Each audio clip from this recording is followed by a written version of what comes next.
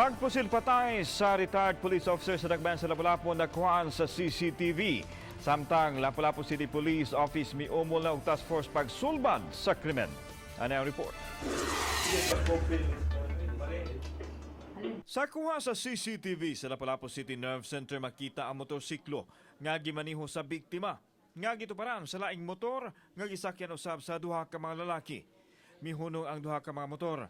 Ang angkas sa riding in tandem, may kanaog og dayon pusil nga misangpot sa pagkahagba sa biktima. May kanaog pa ang driver sa tandem. Gikuha nila ang bag sa biktima dayon sibat sakay sa motor. Nahitabo kini alas 3:08 kaganinang adlawon sa ubos nga bahin sa Marcelo Fernan Bridge, Barangay Puso. Naila ang biktima nga si retired SPO2 Willie Amores. Kinsa ni adto lang Marso miretiro sa katungdanan isip sakop sa Lapu-Lapu City Police Office. Nakaangkon siya og pinusilan nga hinungdan siya ang kamatayon. Sa inisyal nga investigasyon sa Lapu-Lapu City Police Office, gikan sa kasino ang biktima, angkas niya ang usa ka babaeng higala. Nasayran usab nga adunay dalang kwarta si Amores nga iyahang daog kuno sa kasino. Nunot niini gisubay sa kapulisan ang robbery with homicide nga mao'y nahitabo sa biktima sanglit. Gidalaman sa mga suspek ang bag nga adunay sulod nga kwarta. Nidaog ni siya gabi. So nag-cash out ni siya ganinang kaadlawon.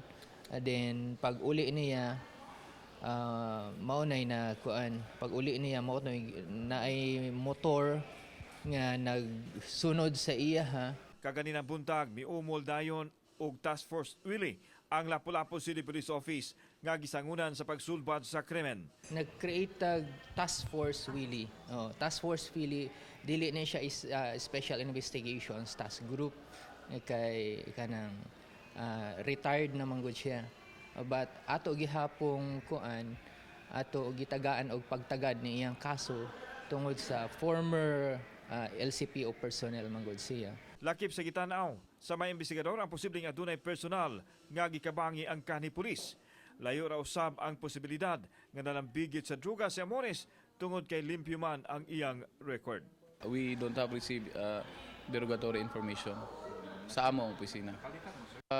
Indeed, upon receiving, so that's why we conduct in our office, we are now currently conducting further background investigation